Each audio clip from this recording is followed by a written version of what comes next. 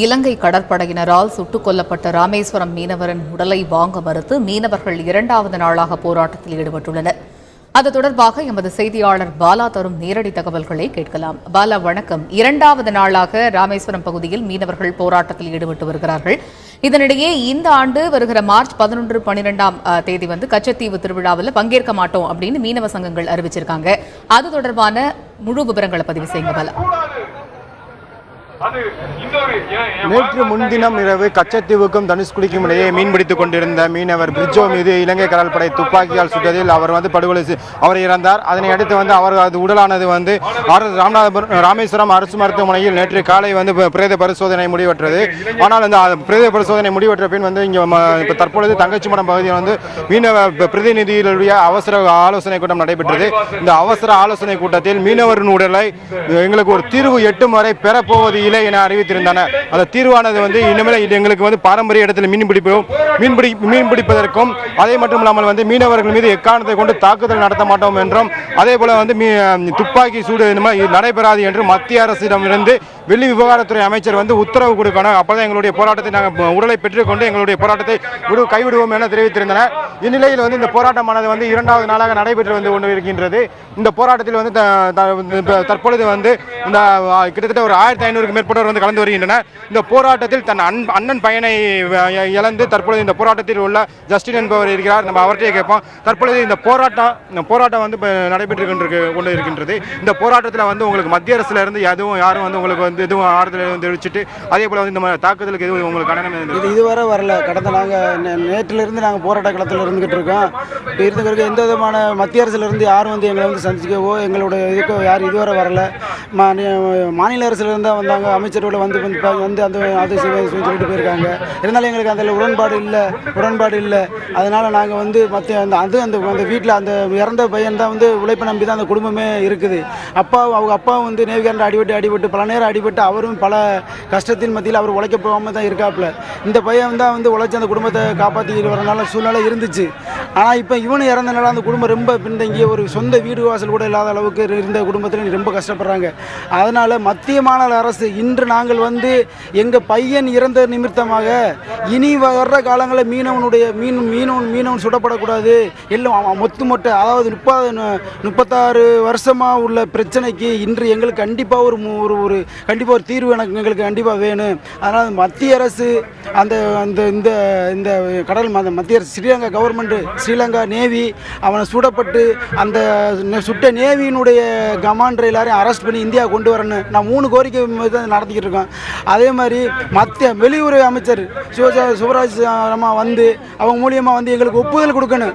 இனி இப்படி ஒரு பிரச்சனை நடக்காது, சூடு நடக்காது அப்படின்னு சொல்லி இந்திய வெளியுறவு அமைச்சர் எங்களுக்கு பதில் கொடுக்கணும். அதுவரை இந்த போராட்டம் நாங்கள் தொடர்தான் செய்வோம். இந்த உடலை வாங்குறதுக்கு எதுவும் உங்களுக்கு அரசு தரப்புல இருந்து உங்களுக்கு எதுவும் கோரிக்கை எதுவும் வச்சாங்களா? அரசு தரப்புல இருந்து அவங்க கோரிக்கை வச்சுக்கிட்டு தான் இருக்காங்க. நாங்கள் பேசியிருக்கோம். இது மினிஸ்டர் பேசுறாங்க, அவங்க பேசுறாங்க, இவங்க பேசுறாங்க. நாங்கள் பாதிக்கப்பட்ட குடும்பம்.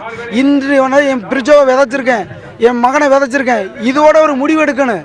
அதனால நாங்கள் யாரு பேச்சுவார்த்தை பேசினாலும் எங்களுடைய கோவம் தமிழ்நாடு அரசு மேலே இல்லை, தமிழ்நாடு கவர்மெண்ட் மேலே இல்லை. அவங்க என்ன செய்ய முடியும்? எங்களுடைய கோபம் பூரா மத்திய அரசு மேலே தான் இருக்குது. மத்திய அரசு இதுவரை பேசலை. இன்று சுப்பிரமணிய சாமி நேற்று அறிக்கை அவர் விட்டுருக்காரு, ரொம்ப கொச்சையப்படுத்தி பேசியிருந்திருக்காரு. அப்படி ஒரு இது இருக்குது. அதனால் எங்களுக்கு மத்திய அரசுலேருந்து எங்களுக்கு வெளியுறவு அமைச்சர் அவங்க மூலியமாக எங்களை பேசணும். அதுவரை நாங்கள் எங்கள் போராட்டம் தொடரும். தற்பொழுது பிரிட்ஜோவினுடைய சித்தப்பா அவர்கள் தெரிவிக்கும் போது எங்களுடைய போராட்டமானது தொடர்ந்து நடைபெறும் என தெரிவித்துள்ளார். இந்நிலையில் கச்சத்தீவு திருவிழா வருகின்ற 11 மற்றும் 12ஆம் தேதி நடைபெற உள்ளது.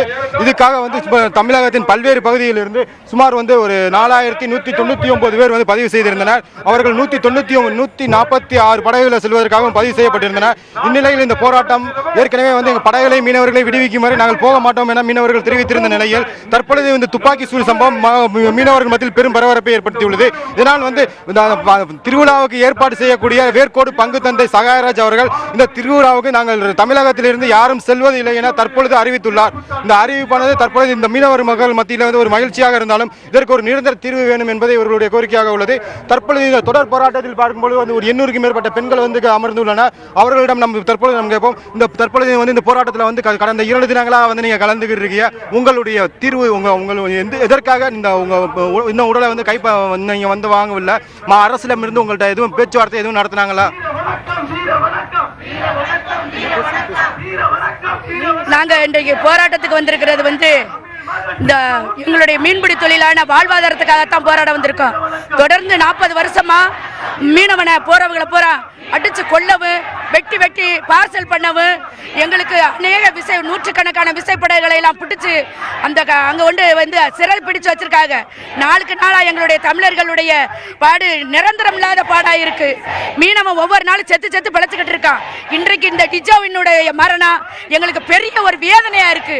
எப்படி கடலுக்கு போய் இந்த 21 வயசு பையன் வந்து தன்னுடைய உடலை வந்து தன்னுடைய உயிரை வந்து தன்னுடைய ஒரு சாம் வயத்துக்கு காவு கொடுத்துருக்கான். நாங்க இந்த டிஜோவின் உடலை வாங்கவே மாட்டோம். இந்த டிஜோவை எதுக்காக கொலை பண்ணாங்க?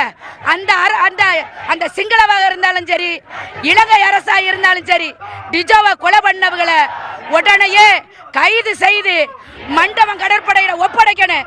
இந்தியா அதை விசாரிக்கணும்.